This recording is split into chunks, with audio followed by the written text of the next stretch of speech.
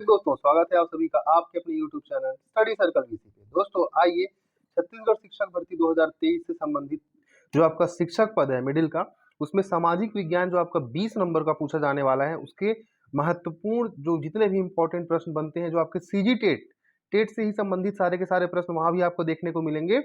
उन सारे प्रश्नों पे आइए हम एक एक करके चर्चा करते हैं। ठीक है, ये जो आपका आज का प्रश्न पत्र है दोस्तों, ये जो है ये सीजी टेट का ही आपका एक क्वेश्चन पेपर है। सीजी टेट का आपका क्वेश्चन पेपर है 2022 सितंबर में जो हुआ था, 2022 के सितंबर में जो आपका पेपर हुआ था, उसका ही एक ये पेपर है। पहला प्रश्न है, अगर मैं आगे प्रश्न की बात करूं तो पहला प्रश्न है दोस्तों, सम्राट अशोक ने पहली धर्म यात्रा निम्नलिखित में से किस स्थान पर की थी? बोध गया, सारनाथ, लुम्बिनी या पावापुरी? तो अशोक की जो पहली धर्म यात्रा थी वो हुई थी बोध गया में। ठीक है, अशोक की पहली यात्रा कहाँ हुई थी? तो बोध गया में। अगला प्रश्न है, अकबर ने अपने 24वें पैमाइश पर आधारित नई राजस्व व्यवस्था की स्थापना या प्रारंभ की थी, उसका नाम क्या था? इलाही, इक्ता, मुक्ताई या दहसाला? तो अकबर ने अपने 24वें वर्ष पैमाइश पर दहसाला पद्धति नामक एक अपनी नई पद्धति को प्रारंभ किया था। अगला प्रश्न है, निम्नलिखित में से किस संत को गौरांग महाप्रभु कहते हैं? देखिए, चैतन्य को गौरांग महाप्रभु कहते हैं दोस्तों, ध्यान रखिएगा। चैतन्य महाप्रभु को ही हम क्या कहते हैं? गौरांग महाप्रभु के नाम से भी जानते हैं। अगला प्रश्न है, मुसलमान प्रजा का इस्लाम नियम के अनुसार सदाचार का निरीक्षण करने वाला मुगल अधिकारी, ये मुगल प्रशासन से सारे के सारे प्रश्न आ रहे हैं। अब जान जाइए कि मुगल प्रशासन बहुत ही महत्वपूर्ण होता है। ठीक है, मुगल प्रशासन और एक आपका मौर्य प्रशासन। मुगल प्रशासन से भी बहुत सारे प्रश्न आपको देखने को मिलेंगे और एक है आपका मौर्य प्रशासन। ठीक है, दो प्रशासन आपको बहुत ध्यान से देख करके जाना है, मौर्य प्रशासन और मुगल प्रशासन। तो अगर मैं मुसलमान प्रजा का इस्लाम नियम के अनुसार सदाचार का निरीक्षण करने वाला मुगल अधिकारी की बात करूंगा तो गाजी उल कुजात ये नहीं है, उलेमा नहीं है, मुहतसिब कहते थे दोस्तों। उसको क्या कहते थे? मुहतसिब कहते थे। अगला प्रश्न है, सूफी संत शेख अहमद सरहिंदी किस सूफी संप्रदाय के थे? तो जो शेख अहमद सरहिंदी थे ना दोस्तों, ये थे आपके नक्शबंदी संप्रदाय के। शेख अहमद सरहिंदी किस संप्रदाय के थे? तो ये नक्शबंदी संप्रदाय के थे। अगला प्रश्न है, किस मराठा पेशवा ने अंग्रेजों के साथ बासीन की संधि 1802 में की थी? तो ध्यान रखिएगा, सबसे इंपॉर्टेंट तो है कि सबसे पहले बासीन की संधि कब हुई थी? तो बासीन की संधि हुई थी 1802 में, अंग्रेज वर्सेस बाजीराव द्वितीय। ठीक है, अंग्रेजों की किसके साथ हुई थी? तो बाजीराव द्वितीय के साथ हुई थी। अगले प्रश्न की ओर आगे बढ़ते हैं। अगला प्रश्न है, 1857 के विप्लव को इंग्लैंड के किस नेता ने सुनियोजित एवं सुसंगठित प्रयत्नों का परिणाम बतलाते हुए 1857 की क्रांति को एक राष्ट्रीय विद्रोह कहा था? 1857 की क्रांति को क्या कहा था? एक राष्ट्रीय विद्रोह कहा था। किसने किसने कहा था? डिज़रायली ने कहा था। क्लियर है, किसने कहा था? डिज़रायली ने कहा था। It's a planned and organised effort, किसने कहा था? राष्ट्रीय विद्रोह डिज़रायली ने कहा था। अगले प्रश्न की ओर आगे बढ़ते हैं। सुप्रीम कोर्ट ने कार्यस्थल में महिलाओं के साथ छेड़छाड़ को मौलिक अधिकार बताने वाला विशाखा निर्देश कब जारी किया था दोस्तों? तो विशाखा निर्देश जो था ये जारी किया गया था 1997 में माननीय सुप्रीम कोर्ट के द्वारा। क्या निर्देश था ये? तो विशाखा निर्देश या विशाखा दिशा निर्देश। क्या था ये? किसी भी कार्य स्थल में कामकाजी महिलाओं के साथ छेड़छाड़ को मौलिक अधिकार का हनन, इसका अपराध मानने के लिए सुप्रीम कोर्ट ने आपके 1997 में विशाखा दिशा निर्देश जारी किया था। अगला प्रश्न है, 1857 के विप्लव के पश्चात ईस्ट इंडिया कंपनी की सत्ता समाप्त कर क्राउन की सत्ता इसकी स्थापना की घोषणा कब की गई थी? देखिए, बहुत ही क्लोज डेट है, अप्रैल 1858, जून 1858, नवंबर 1857, अगस्त 1857। जिसका करेक्ट आंसर है वो है अगस्त 1857। क्लियर हुआ? अगले प्रश्न की ओर आगे बढ़ते हैं। अगला प्रश्न है, ब्रिटिश कालीन भारत में जाति व्यवस्था को प्रभावित करने वाले कारकों में से निम्नलिखित कारक नहीं था पूछा है। ध्यान रखिएगा, क्या पूछा है? नहीं था। औद्योगिकीकरण, पाश्चात्य सभ्यता, जाति पंचायत, अंग्रेजी शिक्षा। तो किसी भी जाति व्यवस्था को प्रभावित करने वाला उद्योग हो सकता है, पाश्चात्य सभ्यता भी हो सकती है, अंग्रेजी शिक्षा भी हो सकती है। उनका जाति पंचायत क्या था? नहीं था। क्लियर हुआ? चलिए अगले प्रश्न की ओर आगे बढ़ते हैं।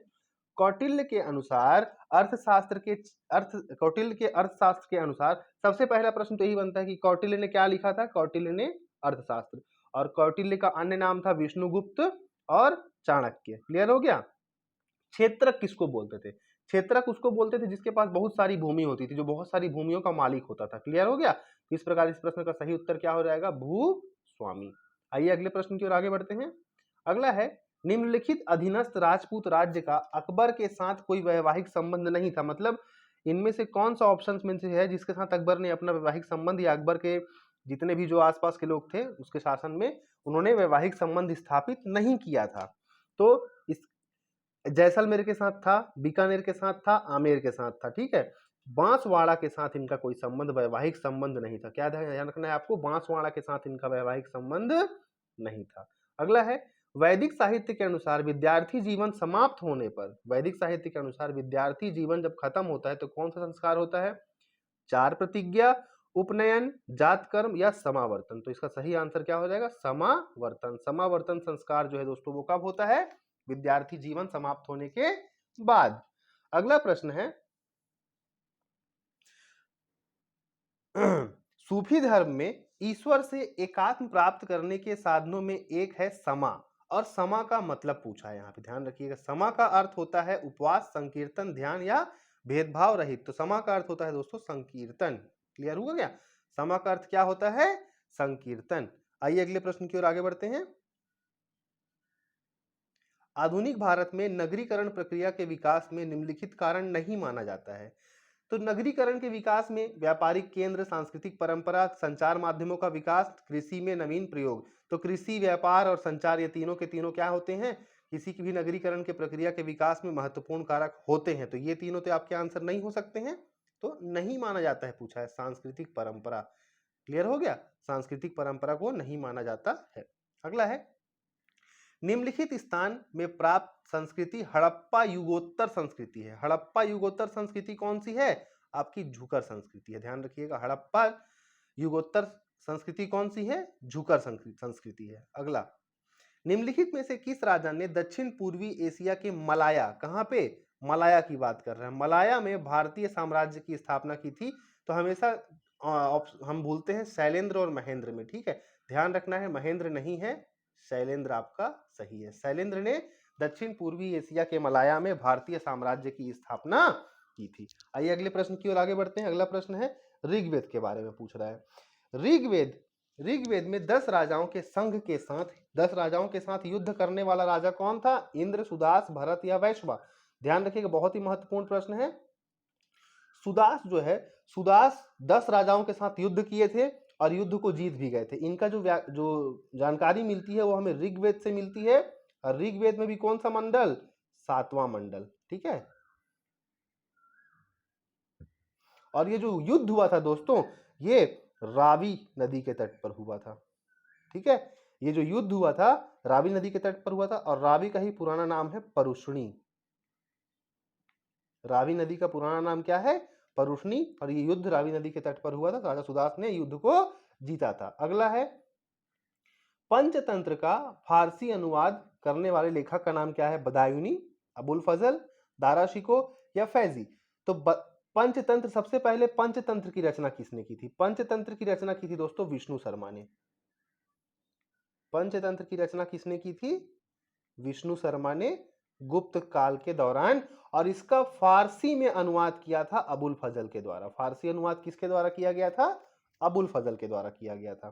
ठीक, अगला प्रश्न, मुक्ति का साधन भक्ति मार्ग बताने वाले भक्ति आंदोलन के प्रथम संत, क्या पूछ रहा है? भक्ति आंदोलन के प्रथम संत कौन थे? रामानुज। क्लियर हो गया, मुक्ति का मार्ग भक्ति बताने वाले भक्ति आंदोलन के प्रथम संत कौन थे? रामानुज। अगला प्रश्न है, ईस्ट इंडिया कंपनी ने समकक्षता के सिद्धांत पर भारतीय रियासतों के साथ समझौता किया था। इस नीति को क्या कहा गया? इस नीति को उन्होंने क्या कहा था? सुरक्षा घेरे की नीति। इस नीति को उन्होंने क्या कहा था? सुरक्षा घेरे की नीति, policy of ring fence. Clear हो गया। अगला है,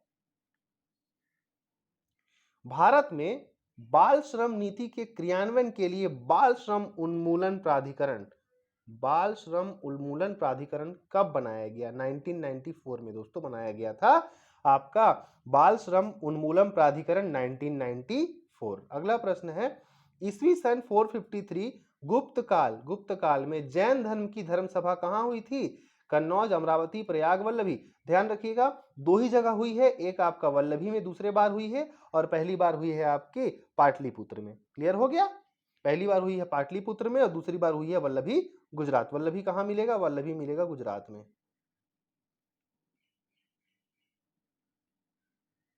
ठीक, अगला प्रश्न दोस्तों, सम्राट अशोक के इतिहास जानने का मुख्य स्रोत अभिलेख है। ठीक, अभिलेख और शिलालेख है। उसके अरमाइक भाषा में कितने अभिलेख प्राप्त है? तो अरमाइक भाषा में अशोक के 3 अभिलेख प्राप्त हैं। ठीक है, अभी अशोक के 3 अभिलेख अरमाइक भाषा में प्राप्त हैं। अगले प्रश्न की ओर आगे बढ़ते हैं।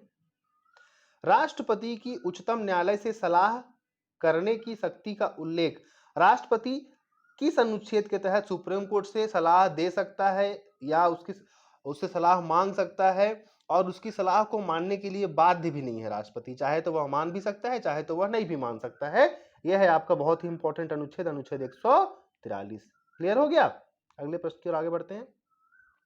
भारत के संविधान के उद्देश्यों में एक आर्थिक न्याय की बात कर रहा है। ठीक है, आर्थिक न्याय कहां कहां आया है? आर्थिक न्याय आपका प्रस्तावना में आपको देखने को मिलेगा और डीपीएसपी में। ठीक है, directive principles of state policy, राज्य के नीति निर्देशक सिद्धांत और प्रस्तावना में आपको देखने को मिलेगा क्या? आर्थिक न्याय। बाकी सब का सब आपका क्या है? गलत है। क्लियर हो गया? इस प्रश्न का सही उत्तर क्या हो गया? Option number B. अगला प्रश्न है राज्यसभा के संबंध में कथन पर विचार करना है। राज्यसभा एक निरंतर चलने वाली संस्था है। बिल्कुल सही बात है भाई। इसके 1/4 सदस्य हर दूसरे वर्ष सेवानिवृत्त होते हैं। ध्यान रखिएगा दोस्तों, राज्यसभा निरंतर चलती है, बिल्कुल सही है। इसके 1/4 मेंबर नहीं, 1/3 मेंबर हर प्रति दूसरे वर्ष सेवानिवृत्त होते हैं। दूसरा गलत हो गया है। तीसरा, राज्यसभा के सदस्यों की पदावधि 6 साल की होती है। यह भी बिल्कुल सही है। मतलब आपका जो ऑप्शन है वो पहला और तीसरा सही है। इस प्रकार ऑप्शन नंबर सी सही हो जाएगा। कथन 2 और सॉरी कथन 1 सही है और 3 सही है ना, मतलब ऑप्शन नंबर आपका बी सही हो जाएगा। कथन 1 और 3 सही है। आगे बढ़ते हैं। अगला, राज्यपाल के संबंध में निम्नांकित कथनों पर विचार कीजिए। व्यापम ने इसका जो आंसर है दोस्तों वो कर दिया था विलोपित। इसमें कुछ गलत था, इसलिए व्यापम आयोग ने क्या किया? इसके आंसर को विलोपित कर दिया था। अगला प्रश्न है निम्नांकित कथनों पर विचार कीजिए। संविधान के तीसरे भाग में 6 मौलिक अधिकार हैं। अरे बिल्कुल सही बात है भाई, संविधान के तीसरे भाग में 6 मौलिक अधिकारों का वर्णन किया गया है। पहले 7 मौलिक अधिकार थे। संपत्ति के अधिकार को मौलिक अधिकार से हटा करके कानूनी अधिकार बना दिया गया। ठीक है, अनुच्छेद 300 क के तहत अब भारतीय संविधान के भाग 3 में सिर्फ 6 मौलिक अधिकार है। पहला बिल्कुल सही हो गया। दूसरा, मूल संविधान में मौलिक कर्तव्यों का उल्लेख नहीं है। बिल्कुल सही बात है दोस्तों, मूल संविधान मतलब जो संविधान स्टार्टिंग में बना था उसमें मौलिक कर्तव्यों का कोई जिक्र नहीं था। 42वां संविधान संशोधन 1976, 42nd कॉन्स्टिट्यूशनल अमेंडमेंट, 42nd संविधान संशोधन या कॉन्स्टिट्यूशनल अमेंडमेंट कहा जाता है, 1976 के द्वारा सरदार स्वर्ण सिंह समिति की सिफारिश पर क्या किया गया था? 51 क अनुच्छेद 51 क में मूल आपका जो मूल कर्तव्य था उनको रखा गया था। इस प्रकार आपका 1 और 2 दोनों सही है। ऑप्शन नंबर सी आपका सही हो जाएगा। अगले प्रश्न की ओर आगे बढ़ते हैं। निम्नांकित में से कौन सी समिति केवल, ध्यान रखिए दोस्तों क्या पूछा है? केवल निचले सदन की है। सबसे पहले तो आप जानिए कि लोअर हाउस या निचला सदन किसको बोलते हैं? लोअर हाउस या निचला सदन कहते हैं लोकसभा को, और अपर हाउस बोलते हैं राज्यसभा को। तो ऐसा कौन सा इनमें से, इन चारों में से कौन सी समिति ऐसी है जो सिर्फ और सिर्फ लोकसभा की है? आश्वासन समिति नहीं है, प्रत्यायोजित विधान संबंध समिति ये भी नहीं है, लोक उपक्रम समिति ये भी नहीं है, प्राक्कलन समिति एकमात्र ऐसी समिति है जिसमें टोटल 30 मेंबर होते हैं, जिसमें कुल 30 मेंबर होते हैं और 30 के 30 कहां से होते हैं? लोकसभा से होते हैं। 30 के 30 कहां से होते हैं? लोकसभा से होते हैं। राज्यसभा का इसमें कोई मेंबर नहीं होता है। ठीक, इस प्रकार इस प्रश्न का सही उत्तर क्या हो गया? प्राक्कलन समिति। अगले प्रश्न की ओर आगे बढ़ते हैं। ऐसा मूल अधिकार जो विदेशियों को भी प्राप्त है। लोक नियोजन के संबंध में विषय में अवसर की समता नहीं है। अपराधों के लिए दोष सिद्धि के संबंध में संरक्षण, ये जो है उनको भी प्राप्त है। ऑप्शन नंबर बी सही हो जाएगा इस प्रश्न का। जो विदेशियों को प्राप्त हैं अपराधों के लिए दोष सिद्धि के संबंध में संरक्षण, ये भारत के नागरिकों के अलावा विदेशियों को भी प्राप्त है। अगला प्रश्न है, भारतीय संविधान के किस अनुच्छेद में सांविधानिक उपचारों का अधिकार, दोस्तों संवैधानिक उपचारों का अधिकार जो है अनुच्छेद 32 में को कहा गया है, और इसी अनुच्छेद 32 को डॉक्टर बाबा साहब अंबेडकर ने क्या कहा है, संविधान की आत्मा कहा है, संविधान की आत्मा। ठीक है, संविधान की आत्मा बाबा साहब अंबेडकर ने किसको कहा है, अनुच्छेद 32 को कहा है। ठीक है, क्लियर हो गया। अगला प्रश्न की ओर आगे बढ़ते हैं। निम्नांकित में से कौन सी भू आकृति नदी द्वारा बनाई जाती है, गार्ज, कैनियन, गोखुर, झील। ठीक है, ये तीनों की तीनों जो है, ये तीनों की तीनों एक नदी के द्वारा बनाई जाती है। ठीक है, ऑप्शन नंबर डी 1, 2 और 3 तीनों आपका सही है। गार्ज भी होता है, कैनियन भी होता है और गोखुर झील भी होता है। अगला, भारत का सर्वाधिक जनसंख्या घनत्व वाला राज्य कौन सा है, तो भारत का सर्वाधिक जनघनत्व वाला राज्य है बिहार। बिहार की जनघनत्व सबसे ज्यादा है। क्लियर हो गया। अगला, ओजोन की परत वायुमंडल में किस स्तर में पाया जाता है, ओजोन कहां पाया जाएगा वायुमंडल में, इसकी बात कर रहा है। वायुमंडल के संताप मंडल में, क्षोभ मंडल में, ताप मंडल में या आयन मंडल में। ध्यान रखिए दोस्तों, क्षोभ मंडल में क्या होता है, तो वहां पे पानी बरसेगा, कोहरा होगा, धुंध होगा। ठीक है, मौसम संबंधी घटनाएं होंगी आपके क्षोभ मंडल में। ठीक, लेकिन हवाई जहाज नहीं उड़ेगा। ठीक, क्षोभ मंडल के बाद अगर मैं समताप मंडल की बात करूं, तो समताप मंडल में मौसम संबंधी कोई घटनाएं नहीं पाई जाएंगी, यहां हवाई जहाज उड़ेगा और यहीं आपका ओजोन मिलेगा, और ओजोन का सूत्र है O3। इस प्रकार इस प्रश्न का सही उत्तर क्या हो गया, समताप मंडल। ओजोन कहां मिलेगा, समताप मंडल में। अगला प्रश्न है, गज किला। दोस्तों गज किला जो है ये हमारे छत्तीसगढ़ के न तो जसपुर में मिलता है, न तो बस्तर में मिलता है, न तो मैनपाट में, ये हमारे रतनपुर में मिलता है। गज किला कहाँ मिलता है, रतनपुर में। अगर मैं अगले प्रश्न की बात करूं, प्रश्न क्रमांक 27 की, तो अगला प्रश्न है, एशिया की सबसे बड़ी इमली मंडी, एशिया की सबसे बड़ी इमली मंडी है जगदलपुर में। एशिया की सबसे बड़ी इमली मंडी कहां है, जगदलपुर में है। क्लियर हो गया, गज किला, रतनपुर, एशिया की सबसे बड़ी इमली मंडी जगदलपुर। जगदलपुर क्या है, चौराहों का शहर है। क्लियर हो गया, और एशिया की सबसे बड़ी इमली मंडी यहां मिलेगी, और ये छत्तीसगढ़ का पहला नगर निगम भी था, ध्यान रखिएगा। अगले प्रश्न की बात करते हैं, किसे अश्व अक्षांश हॉर्स लैटिट्यूड कहा जाता है, तो हॉर्स लैटिट्यूड कहा जाता है उपोष्ण कटिबंधीय उच्च दाब की पेटी को हम क्या कहते हैं, हॉर्स लैटिट्यूड कहते हैं। ठीक है, अश्व अक्षांश। अगले प्रश्न की ओर आगे बढ़ते हैं, institute of economic studies IES नई दिल्ली द्वारा प्रतिष्ठित उद्योग रत्न अवार्ड किसे प्रदान किया गया है, तो ये करंट अफेयर का प्रश्न था CG टेट के टाइम पे, ये दिया गया है दोस्तों प्रेम सागर मिश्रा जी को। अगला है, सेमरसोत अभ्यारण्य कहाँ है, देखिए सेमरसोत, ये प्रश्न एक्चुअल में हो गया है विलोपित, इसका आंसर है जशपुर, बट उसने आंसर लिया सरगुजा, इसलिए यह प्रश्न क्या किया गया, विलोपित कर दिया गया था। अगला प्रश्न है, महारानी वासटा देवी जी द्वारा स्थापित सिरपुर के विष्णु मंदिर, विष्णु मंदिर तो नाम है, लेकिन यहां लक्ष्मण मंदिर की प्रशस्ति की रचना किस कवि ने की थी, ये की थी कवि ईशान के द्वारा। ठीक है, कवि ईशान। छत्तीसगढ़ के इतिहास में जब मैं धीरे धीरे पढ़ा रहा हूँ, वो सारी चीजें आपको यहाँ पे पूरी की पूरी क्लियर हो जाएंगी। ईशान, सिरपुर में कहाँ है विष्णु मंदिर, इसमें लक्ष्मण मंदिर क्या है, किस प्रकार की लाल ईंटों से इसे निर्मित किया गया, सारी चीजें हम छत्तीसगढ़ के वीडियो में पढ़ेंगे।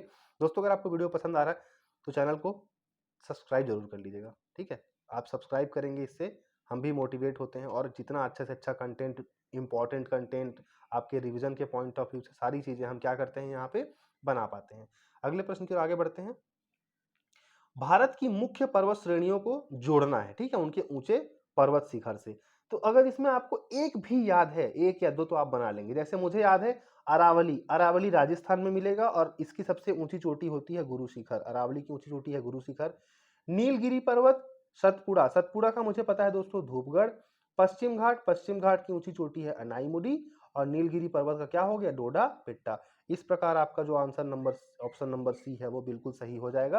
अरावली पर्वत का क्या है, ए का 2 गुरु शिखर, बी का 3 नीलगिरी पर्वत का डोडा बेट्टा, सी का 4 सतपुड़ा का धूपगढ़, और डी का 1 पश्चिम घाट का क्या हो गया, अनाईमुडी। आगे बढ़ते हैं, छत्तीसगढ़ का एक प्रमुख विद्रोह था भूमकाल विद्रोह। ये भूमकाल विद्रोह सन 1910 में हुआ था दोस्तों। कब हुआ था, 1910 में। अगला है चिंगराजपारा जलप्रपात। चिंगराजपारा जलप्रपात बस्तर, रायपुर, सिरपुर, गरियाबंद, ये गरियाबंद में आपको मिलेगा। चिंगराजपारा जलप्रपात कहाँ मिलेगा आपको, ये गरियाबंद में देखने को मिलेगा।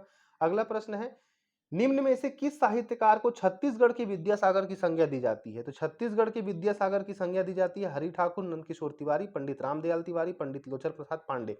ये दी जाती है दोस्तों पंडित रामदयाल तिवारी जी को। इन्होंने गांधी मीमांसा की रचना की थी। क्लियर हो गया? आगे बढ़ते हैं। भारत के कौन कौन से राज्य चीन की सीमा से लगे हैं? भारत के कौन कौन से राज्य चीन की सीमा से लगे हैं? तो चीन की सीमा से अरुणाचल प्रदेश, सिक्किम और हिमाचल प्रदेश जो है वो अपनी सीमा साझा करते हैं।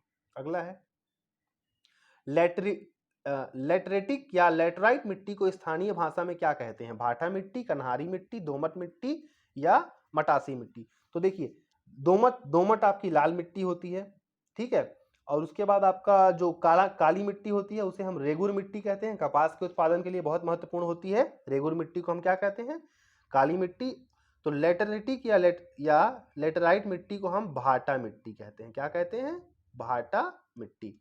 अगला है लोकगीत ले जा। ये बहुत ही महत्वपूर्ण है। ले जा बहुत फेमस है। ये बस्तर में किया जाता है, ठीक है, बस्तर के बहुल क्षेत्रों में क्या किया जाता है? ये गाया जाता है। अगला प्रश्न दोस्तों, भारत का पहला परमाणु ऊर्जा संयंत्र। भारत का पहला परमाणु ऊर्जा संयंत्र, ये सारे के सारे आपके परमाणु ऊर्जा संयंत्र ही हैं, लेकिन पहले की बात किया है तो पहला आपका तारापुर में स्थापित किया गया था, ठीक है। अगले प्रश्न की ओर आगे बढ़ते हैं। मोह असंबद्धता पाई जाती है। मोहविशिक डिसकंटिन्यूटी, इंग्लिश में बोलते हैं Mohorovicic discontinuity is found in which layer. धरती के किस सतह के बीच पाई जाएगी? ऑप्शन नंबर ए इसका सही हो जाएगा, भूपटल और मेंटल के बीच में। भूपटल और मेंटल के बीच में मोहविशिक डिसकंटिन्यूटी पाई जाएगी। अगला प्रश्न है, यहां से अब देखिए ये सोशल का सीडीपी स्टार्ट हो गया दोस्तों यहां से, ठीक है। तो सीडीपी भी आपके लिए महत्वपूर्ण है। दो चार प्रश्न आपको सीडीपी से भी देखने को मिल सकता है। आपने देखा कि छात्र सामाजिक विज्ञान की कक्षा में पूर्वाग्रह प्रदर्शित करते हैं।